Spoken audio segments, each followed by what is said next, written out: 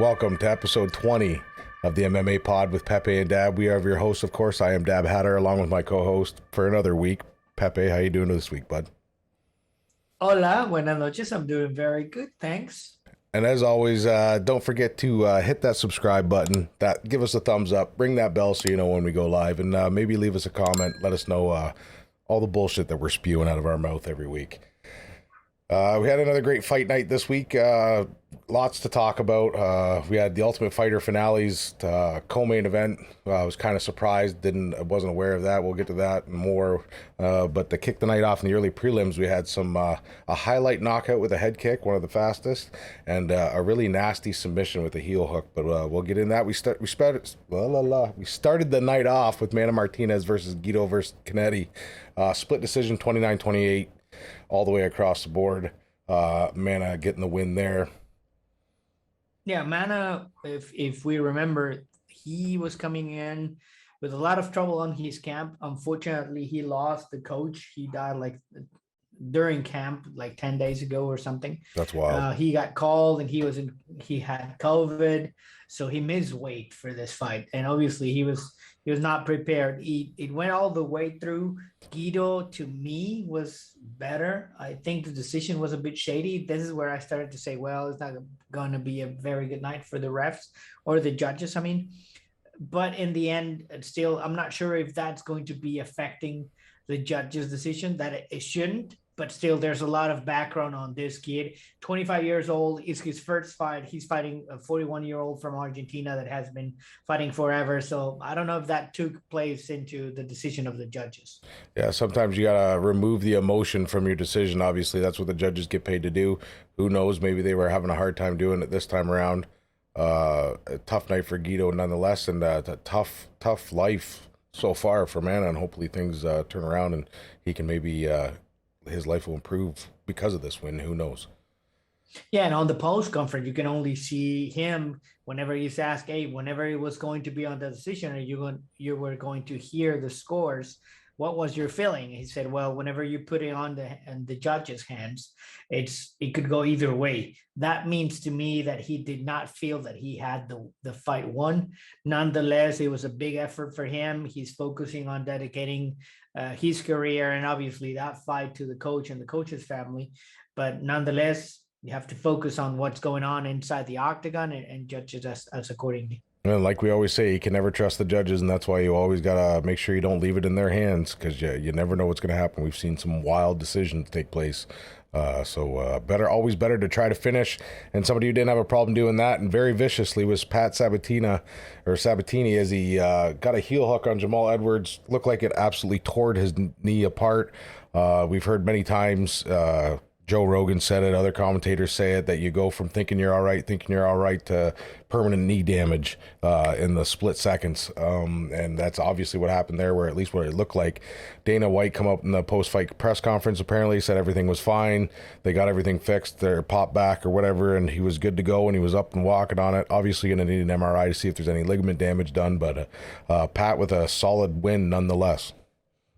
I think you are starting to butcher some of the names. It's not Jamal Edwards, it's Emmers. Emmers, yeah. And yes. it's every night with you, but that's yeah. Part of our show. Oh yeah, it's the way it is. Now Emmers he started the fight very well. He even got he clipped Sabatini with one uppercut. He went all over him, and I thought he was going to do a full mount and do it. Then he got scrambled and moved away, where Sabatini found the heel. And from there, he was just putting pressure with his body on the knee. The knee moved sideways. Of course, he's going to have some ligament damage. Hopefully, it's just a minor injury. I have not seen the report that we usually see from the commission saying how many days or months these fighters are going to be away from fights. But still, it didn't look nice. You can see that they were doing pressure. He also, Emmers, was trying to go for either twisted the ankle. It was just a weird ankle, just like whenever you're doing to the arm. He had no pressure. He had no leverage, and it was all over for him. Yeah, and as somebody who just walked 500 stairs this past weekend to help a friend move who happened to live on the third flight of a building, my knees are pretty sore, and that was a pretty tough one to watch. Nonetheless, happy to hear that Jamal's was up and moving around by the end of it, and hopefully there's no serious damage done moving forward. Then we got into our next judge's decision of the night as J.J. Aldrich defeated Vanessa Demopoulus. Unanimous decision, 30-27 across the board. Pretty easy one for the judges to decide there. In this case, it was no problem for them making sure that JJ show everyone from the get-go that she was the superior fighter. She went for takedowns. She took any takedown whenever she wanted. On the second round and third round, Vanessa tried some takedowns, but I'm not sure if he was just because I want to duck under your punches and want to just grab a hold of you, because she was not doing anything. On the second round, she might have been taking, but did not do any damage at all. On the third round, it was more on a self-defense type of takedown. But then JJ just turned it around. It was quickly on the defense. She was doing leverage. It was very easy decision for the judges in this one. And then the next fight, obviously, we didn't have to get a judge's decision for this one, as Dustin Jacoby was able to finish in round 1, 3 minutes and 4 seconds in with a TKO to punches of Darren Stewart. Yeah, Stewart started it nice. He was doing pressure. He got 2 takedowns in the beginning, but Jacoby escaped on that. They were standing, and the problem is he had more effective striking and a power in there. He got very good on the standing strikes, and the fight got stopped because he was more efficient with more power. And then we had another split decision of the night as Wellington Turman defeated Sam Alvey. Obviously, Sam Alvey not happy with the decision, but Wellington with the W nonetheless. And that's, again, like we say, you don't leave it in the judge's hands if you think, if you're worried about it. Now, in the previous ones, we might say, well, it was a bit shady. It was close. In this one, I did not see it close. I mean, it was an eye poke in the first round. I don't know if that what got Alvey a bit angry. This is one of the things that we're watching again because of the gloves. It was not as clear that he was going to do an eye poke, but then afterwards, Turman got over him, and just even Turman got a point deducted because of the eye poke. On that thing, and it was still not enough. So I'm not sure why Alvey was so heated. He was just panting and screaming. He left. He did not shake hands. It was weird that he was very, very livid. Yeah, that's a lot of the fighter mentality, right? If you're going to leave it in the judge's decision, you've always got room for argument on whether you won or lost. So with the fighting mentality and always thinking you're the best, which is what you need in order to be a fighter, it's no surprise that emotions sometimes get the best of these guys because they obviously think that they are the best. So this nobody wants an L on their record, so to speak. But somebody who didn't need to make any judge's decision and also set a record himself was Abdul Razak Alhassan versus Alessia de Chirico. Head kick knockout with 17 seconds into the first round. Just an absolute beauty of a knock kick or head kick, reminiscent of that nice wheel kick that we seen last week from Balamundos? Bahamondes. Alhassan. But yeah, it was a beautiful head kick knockout, the fastest head kick knockout ever. So that's another feather in his cap, so to speak, but beautiful nonetheless. Rough night for Alessio. We have seen Alhassan previously showing power, but in this one, it was a nasty kick. I'm not sure if the Chirico was a bit antsy or jumpy because he feinted a couple of times and he was going down with the hands and just moving away. And this one, he moved away. Unfortunately, he moved towards where the side of the kick was going, and it was all over and good night. A great way to finish off the early prelims as we moved our way into the main card. Obviously, as I had said before, co-headlined by the Ultimate Fighter finales, and then headlined by Edson Barboza and Giga Chikadze. A lot going on in this. I thought it was a great card. Gerald Meerschaert and Mahmoud Muradov started the night off. Eye poke. We had seen this last week where it went eye poke, nut shot. Well, first it was finger warning, eye poke, nut shot, all from the same person. Again, this time around, we've seen eye poke, nut shot. Probably one of the worst nut shots I've seen. It was one of the most direct hits ever. But Gerald Meerschaert able to get the rear submission or the rear naked choke submission in round two. I thought he was going to have it before this time around. He really didn't even have it under the neck, but he had even said, you get a hold of that head and you squeeze, they're going to tap out eventually. That is correct. And it was weird. Eye poke or eyeballs and baldness. Yeah, it was horrible to see. And like I said, it was a direct, he got all of it. There was no question. The problem in there, you're trying to cover yourself, and in there it was partially blocked, and whenever it's partially blocked, maybe it's not going all the way to the top and you just landed in there. It was just, they did not deduct any points in this one. After it, Muradov, after the first eye poke, he got heated and he was very aggressive. He was pushing forward, but at the end of round one, he did not look good. He got against the cage, and on the finish, it was a weird scramble because they got to his back. He did not protect his back. He was wide open, and he just gave away the back, and that was all over. It was just a hand fighting from there, but it was all in and nothing to do. And yeah, it's like you were saying with the block, and that's why GSP had a lot of nut shots in his career, but that was because they always throw that inside leg kick, right? And if you throw that inside leg kick, sometimes you're gonna miss, sometimes it's gonna get blocked into that range. So it's part of the game nonetheless. But this one was just, it seemed a lot worse to see. Something else that was pretty bad to watch was Andre Petroski versus Michel Gilmore. TKO punches the elbows in the third round. Some vicious elbows, landing great elbows. Andre Petroski also was very surprising doing slam takedowns. He was carrying them and slamming Gilmore into the ground, which to me was a concern because he did it twice or three times. When fighters have knocked themselves out doing that. Or you're going to get gassed because it's a lot of effort carrying him in. The first one he carried and put it in the middle of the octagon. It was great because you can have side control. He did very good ground and pound. Even from the get-go on the first round, he got a nasty cut out of that ground game. But, man, those elbows and ground control in the end of the round three, it was just over for it. And then we moved into another fight that a lot of people might have thought was going to go the other way. Kevin Lee, for some reason, has been under quite a microscope in his career. He come out the wrong end of this unanimous decision against Daniel Rodriguez. Wasn't close at all. It wasn't like a blowout by any means, but you could definitely see the definitive winner as Daniel Rodriguez defeated him. Unanimous decision across the board. I might have seen it not unanimous, probably going 2-1. The first one was the only one that I see that probably Kevin could have won. He did a takedown. He took a couple of takedowns, but still, it's what do you do after you do a takedown? There's nothing after it. Daniel just escaped a couple of times. He was better on the second round on the striking and being on their feet.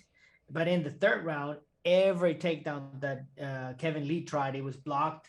Very good, decent defense by Daniel. He looked better in the last round. He was aggressive. He did more damage. So I don't know why Kevin was very mad at the end of the fight. There was a post conference and he was mentioning, you know what, all of the people that are saying that I did not do well, that you can go and F yourself. So in that case, it's, I don't know if you don't see the fight, you don't see, and you don't have autocritic, or you have to be just looking at what are your issues and what you need to improve, because it was not a very good fight for him.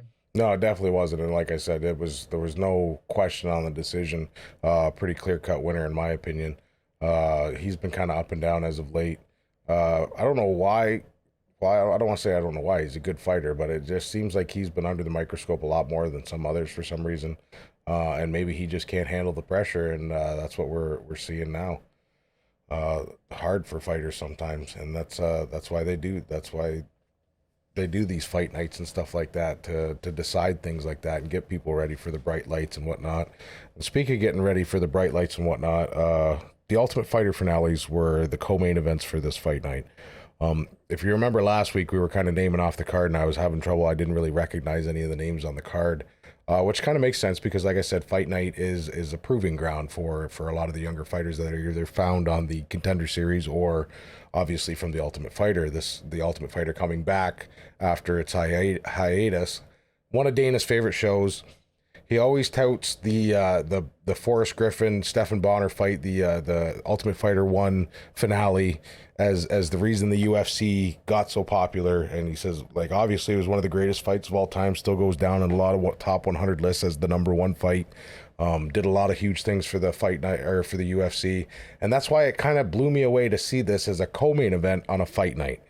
Now, I never watched the last couple Ultimate Fighters. Granted, like I said, I had fell off when there was just it seemed like the market was saturated. There was fights this night, that night. It was hard to keep track, and I like to watch fighters, go through, but I can't give that much time to MMA. Once they got to more regimented schedule where it's like every Saturday night we got UFC fights and then Contender Series and Ultimate Fighter in the middle of the week if you want that. I picked it back up. So obviously I didn't see the rest of the Ultimate Fighters near the tail end, but the way I remember it, it was the finale was on a pay-per-view with the coaches doing the main event, and then the finales were the co-main events. To see these guys co-main a fight night, I don't know, it just kind of feels to me like a spit in the face to these guys who obviously work so hard now. And then for me to not even know that this was going on. Every time I had seen an ad, it was always for like the next UFC card coming up where it was Brian Ortega and Volkanovski fighting, and then they would tail end it with, oh, this week is Giga Chikadze versus Edson Barboza, and wouldn't say nothing about the Ultimate Fighter finales. Now, obviously, a bit of that's on me for not knowing because like I didn't watch the Ultimate Fighter, granted, this year because it was on ESPN Plus. And I know that they had great success and so on and so forth. Yeah, but you would still think I like to think I'm a little bit better than a casual watcher. You would think I would know that's on ESPN and the UFC for not, advertising to the point where I would know that this is even happening. I was totally surprised to know that this was the Ultimate Fighter finales tonight. And like I had said, I think he robbed these guys of putting them on a pay-per-view because we got to see another great fight. Kick those two fights off is Ricky and Brady Hiestand, Ricky Turcios, Ricky Turcios and Brady Hiestand. It was an absolutely amazing fight and one that I think would have done well on a pay-per-view. And even the Brian Battle Gilbert Urbina fight was good. So I don't know. It's just maybe it's me, but I think he robbed these guys by putting them on a co-main nonetheless of a fight night. If we ask our friend of the West Coast, he must say, casual alert. So yes, casual alert to us because we were not involved as before on the Ultimate Fighter. Nonetheless, I think it's very lazy out of ESPN because you have all of the content. And if you go back to that Ultimate Fighter #1, it was a reality show. You were making up all of this soap opera and all of the heat between this camp and the other camp and all of the pranks and everything. We did not see any of those on the commercials. Just build up the story of these fighters on how the path was. Put it in there. Even the whole night, and we know how UFC loves to play their fucking vignettes to you know what I mean, eat up time. They didn't have hardly any of them until like you got your little pre-fight one. Before each fight they showed you there was a build-up. Like back when I was watching the Ultimate Fighter, this was a whole fucking ordeal, you know what I mean? Like, mind you, yes, I had a little bit more invested interest because I watched the Ultimate Fighter, so I knew who was in the finale, but it's still, nonetheless, you would get these great big, right from the beginning of the card till the end, you were seeing vignettes of them going back and forth and what they went through and all this shit. We didn't see nothing until they went to fight. And then when they were done fighting, it was like, okay, here's your trophy, see you the fuck later. It wasn't like the big spectacle like it used to be. And like I said, to have these guys co-main a fight night at the Apex Center, I don't know. I think he kind of robbed them in the overall finale. I realize they get a contract and all this other bullshit and they won money and whatever else, but I think the end game here is for a lot of these fighters is to fight in front of fans. Now, one of those things is I'm not defending the four-letter network that is not cutting my attention a lot lately, but one of the things that you have to be aware of is that back then it was on Spike TV, and that was actually one of the pay-per-view events. Yeah. Now we have real pay-per-view events with big names. Well, yeah, and the next card is absolutely stacked, so I could see. But why not have them? Amazing. Even to have them, you know what I mean? Do the main event of the preliminary card. Well, you know what I mean? Do the main event, or be the main event. Get Edson Barboza and Giga Chikadze. Or be the main on this event. Yeah, and say, you know what? This is a fight night that is going to be dedicated to the Ultimate Fighter, and Giga and Edson Barboza could be easily one of the pay-per-view previews. Yeah, exactly. On Or the flip that, early, either way around. I just think they kind of did these guys dirty by the way it went out, especially when you see the fight the way it was. Ricky and Brady went out there and had an absolute battle. Perfect example is you can have all the takedowns in the world, but when you're not doing any damage, you're going to lose the fight. It was a split decision. I was surprised they didn't go to the fourth round because they had that option, being as it was an Ultimate Fighter fight. Very close fight, but Brady was nonstop takedowns, but not doing anything with it. Wasn't advancing position, and Ricky was actually damaging from the bottom. He caused more damage in every position, avoided a lot of the takedowns, but obviously got taken down as well. But nonstop action. The tank on this kid was unbelievable. They were both absolutely fucking spent by the end of the fight. It was an absolute war. And I think Dana fucked himself by not letting more people have eyes on this by putting it on a pay-per-view. Yeah, Turcios, and it's Turcios because he's coming from a Guatemalan family. He's from El País de Guatemala. In that case, Turcios, he was doing very good on the scrambles. I mean, he was taken down twice, but he was countering them. So it was a very interesting fight. They did not waste any time at all. They were going at it and each other. I'm not angry that it's not a fourth round. They all were gassed. Either way, I think Turcios was doing the most damage in the later rounds, second and third round. Good transitions, as I mentioned, from Ricky on those takedowns. A better defense. It was good. Actually, also one of the things that they're clipping now and they're putting in on every social network from that ESPN thing is Turcios' speech after it saying, "Hey, believe in yourself. This is a dream." Well, why didn't you do this build up and then end up with this speech as one of the main events? It would be amazing. But now, after everything's done, I want to say that these fights from the Ultimate Fighter were very good. We saw 3 of them, quality fights. They're fighting their butts off because they want a place in the UFC. We saw it with Petroski. We're watching it with Turcios, and in the end, the next fight as well with both of the fighters going on the co-main for Battle and Urbina was good to watch. Yeah, and then I think it breeds a lot better fight when we're not focusing on the bullshit outside of the ring. You know what I mean? We're not trying to be the superstar like the Sugar Seans and the fucking Conor McGregor's of the world, where we're getting guys who are actually fighting their way up the ranks to try to prove themselves to, you know what I mean, make a living out of this. And that's what we get out of the Ultimate Fighter, is all these guys trying to prove themselves. So they're fighting with heart, you know what I mean? And it breeds better fight. It breeds better fights. And even Dana said himself, we've got in Ricky, we've got a Diego Sanchez 2.0. Now, don't get me wrong, Diego was obviously off of his fucking rocker near the end, and his weird life coach or whatever the fuck was going on there. But that aside, he was an amazing fighter, put on great fights, and had a lion's heart and a warrior's mentality. And you see a lot of that in Ricky. And that's why it blows my mind to see these guys co-main a fight night. Like I said, I think Dana fucked himself by not having these fights on a pay-per-view or a little bit more broadcasted, and I think he fucked them by not letting them go there. But nonetheless, I agree completely in that one. Nonetheless, we got to see great fights. Anyway, Ricky put on an absolute, I don't want to say clinic, but he showed that you can be taken down and still win a fight because with nonstop work. I don't think Brady was ready for his gas tank, and that's what won Ricky the fight.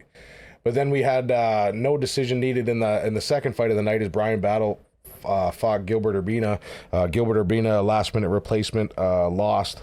I can't remember what the fellow's name was that actually got hurt, but he had a knee tear going into this fight. I think it was 6 days before or something like that. They were saying in the pre-fight build-up. Tough to see, to know that he went through the whole gauntlet of the house, wins all those fights, and then hurts himself at his home gym afterwards, waiting for this main event.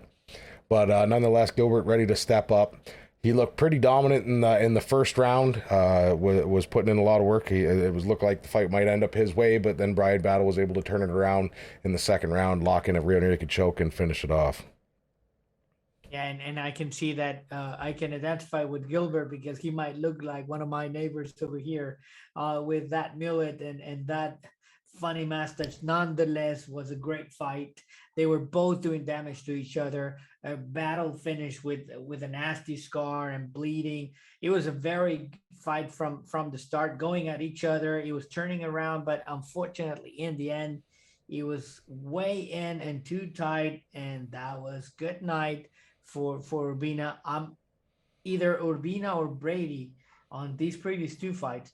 I don't see them just going away with empty hands. They show themselves on Oh how yeah, definitely. they can be good fighters. This is their first fight as professionals from the Ultimate Fighter. I wouldn't be mad to see them once again and being extended and have more opportunities because there's room to grow with the talent that they Oh already yeah, have. and that always, you know what I mean. Maybe not necessarily with all the Ultimate Fighters, but at least with the first few, the majority of the roster ended up becoming regulars in the UFC. You know what I mean? You think of the Chris Liebens and whatnot like that, and the Joe Loizones and there's thousands of them that fought constantly in the UFC afterwards. Michael Bisping, I don't think he won the Ultimate Fighter. I don't think. Michael Bisping, no. I think he was the one. Was the Nate Diaz Ed Herman one, if I do believe. I'm not sure, but anyway, either way, there was a. So it's generally known that if you make it through the house and you're pretty good through all, you don't even got to be great through the house. Like Chris Lieben, well, Chris was known for taking a beating but putting a beating out, and I think his wild character kind of got him a lot of the ring time that he got. But nonetheless, it's just because you don't win it doesn't mean you're not going to be successful in fighting and you won't end up in the UFC. Just even being in that ring and being on that show gets a lot of eyes on you, and it creates a career for a lot of people.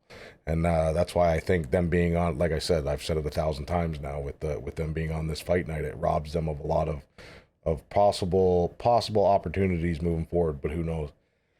Anyway, we had the main event of the night, totally unrelated to the Ultimate Fighter. Giga Chikadze and Edson Barboza. Giga getting the win in round 3 with punches. Edson, it's kind of been Edson's MO as of late, where he'll have absolutely dominating performances, and then he just he'll get into a fight with somebody who just, I don't know if it's better than him, outmatches him, or he just has an off night, but he doesn't.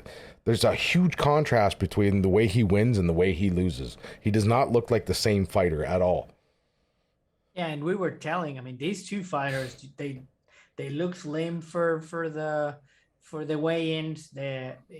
Barboza looked big and strong, cut.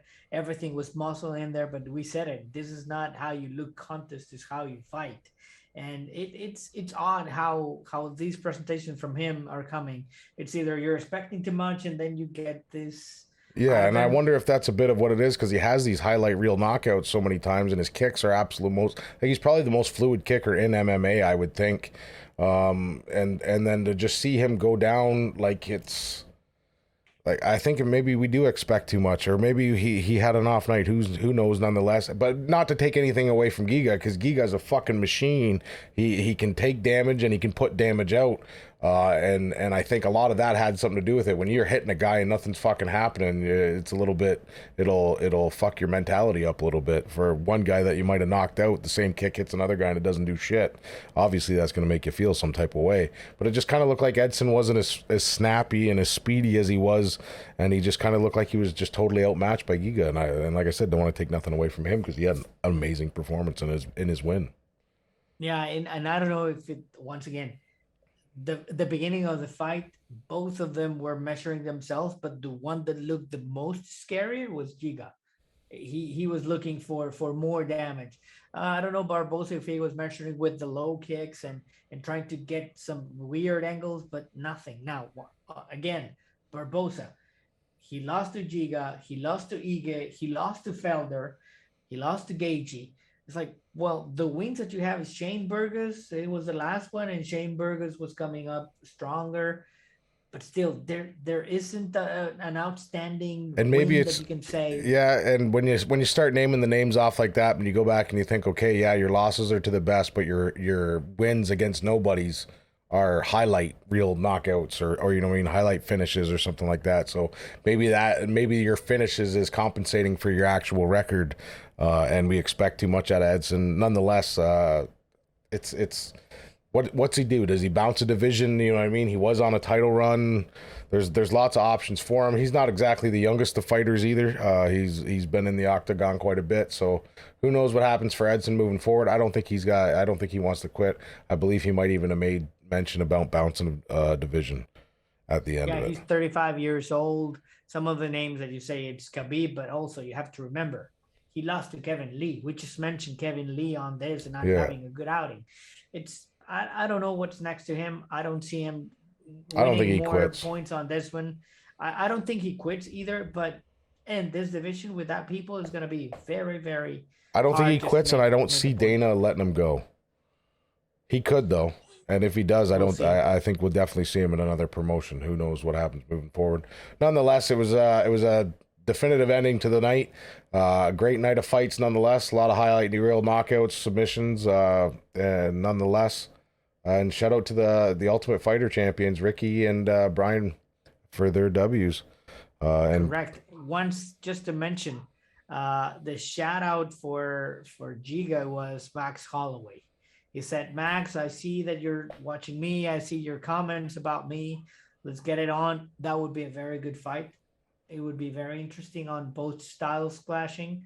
yeah, I don't know if Max is going to continue to do the rematch of the postponed fight. We'll see. that'd be a great. It's you know what I mean. I guess it would be stamina versus durability is what that fight would end up being. And any fight Max Holloway in is a fight that I want to see nonetheless. Yeah, he was supposed to be fighting El Pantera. Unfortunately, something happened in there that was postponed. If you give me El Pantera versus Max Holloway, I'm happy. Giga also called out El Pantera and say, "Hey, let's run it," and El Pantera didn't take that chance. I don't know what's going to be next. Either way, it's going to be interesting, the next fight for both of them. One thing that we need to mention as well are the bonuses and performances from the people. It was Sabatini for the heel hook. It was Alhassan for that quick knockout. Obviously, Meerschaert as well. And Giga for that finish with performance of the night. And the fight of the night, convincingly, was Ricky Turcios versus Brady Hiestand. Yeah, and I think the bonuses were all very fitting. I think they made it easy decisions for him this time around. Yes, sir. Getting into the news around the world, we found out this week that Rose Namajunas and Wiley Zhang's number 2 is going to add to UFC 268, an absolutely stacked card. They got a lot of great UFC. UFC is knocking it out of the park when it comes to their pay-per-views. They got a huge group of amazing fighters that we're all excited to see. Yeah, I guess Zhang kind of deserves the title shot. She only really had it. I think she only did 2-3 defenses, but exciting fight nonetheless. But something about it makes me feel like I would have rather seen Joanna and Wiley go at it again. Just my opinion. But I'm sure we're gonna see that down the road somewhere too. Hey, the former champ deserve it, and obviously us as fans, we're eager to see this fight. That UFC 268 is packed. We have Usman Covington, we have Rose versus Wiley, we have Gaethje Chandler, Strickland versus Luke Rockhold, and obviously we have Frankie Edgar and Chito Vera. Is the Amanda Nunes fight on that one too, or is that on next week's or on this month's? That's on this month. Yeah, okay, that's what I thought. Nonetheless, love to watch Rose fight, and the first fight was a great fight and a beautiful knockout in that fight. A lot of people said that Rose got into Wiley's head, or Wiley had said that she wasn't in the right frame of mind, and so on and so forth.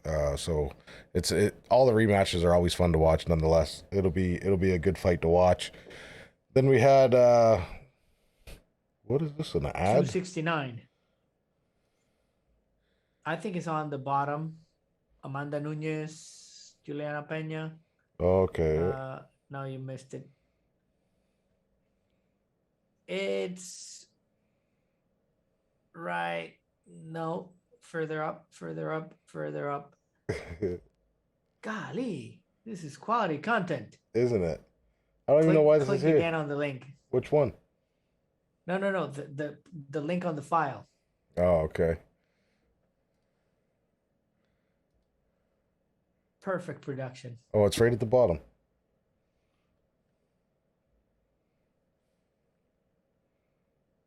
Right there. There you go. Amanda Nunes, Juliana Pena. So this one's on Pep, everybody, because he didn't send me the proper link. He sent me a link to the link. Playing this one on Pep. Anyway, we got Amanda Nunes, Julia Pena rescheduled for UFC 269. No surprise there. And I did see that they had, like I had thought, booked Irene Aldana and Jeraine Duran to me. I thought that one was going to go down the way it did, and that's going to be a good fight to watch as well as this one. But I still expect Amanda Nunes to come with the W. I think everybody does.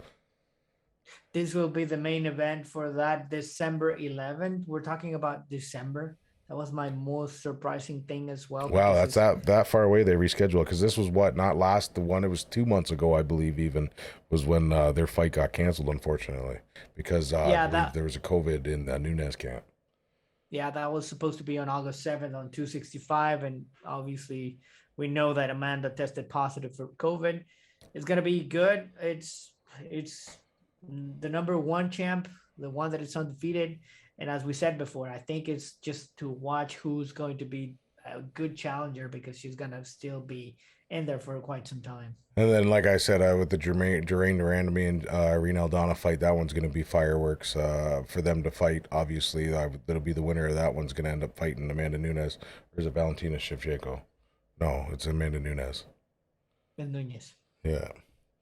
And then we've seen too, Valentina Shevchenko is now, well, we always know, and she's going to be fighting Lauren Murphy at the next UFC pay-per-view, the September 24th, I believe it is.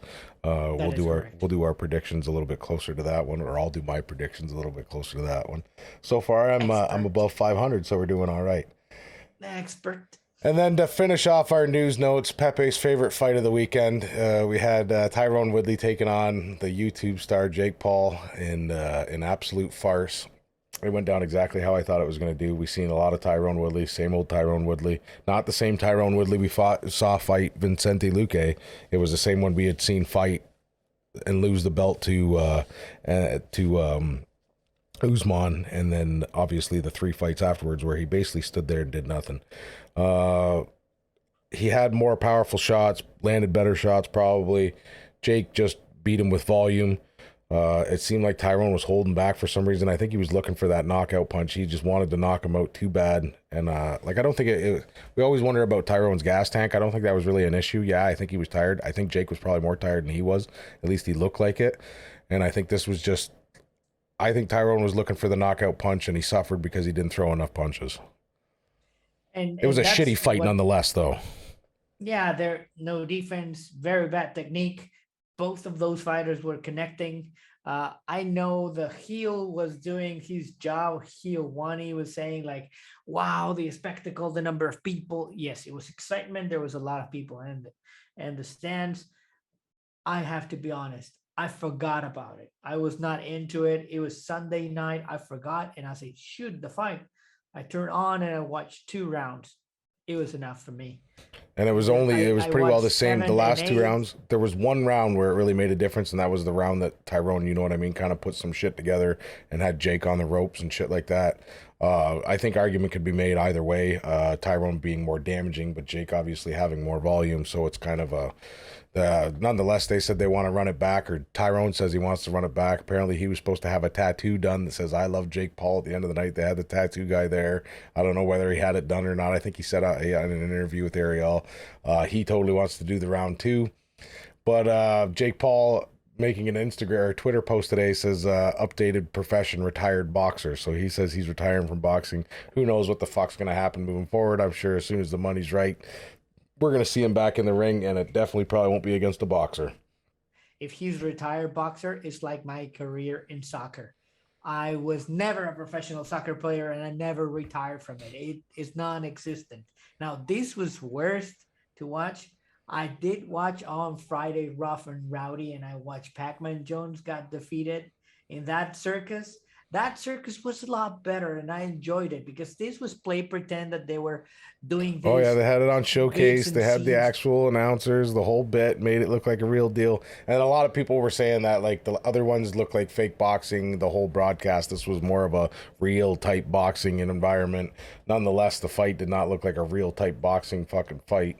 It went exactly how I thought it was going to go. I thought Jake Paul was going to win. I didn't bet on it, obviously, but I knew that Jake was probably going to be a better boxer than Tyrone was, and it depended on the Tyrone we got, and we got the one I thought we were going to get, and it was the one where like I said, I don't know if he was running around trying to wait for that one knockout punch, but he was very reserved and really not doing nothing. So it was 8 rounds of dancing with a couple big shots. As the old time coaches from boxing said, whenever you're not throwing that punch, is like you're revving the engine too much and you're just charging the punch and you're not throwing it. I think that's what it was happening with Arnold Woodley. He was just revving the punch and not throwing it. But if I'm going to be watching this trash, give me Barstool Sports with Rough and Rowdy. Hey, With all Barstool of that. Sports was there. They were there calling Oh it. They were my- betting on the live betting. Him and Big Cat were there. The stool prez.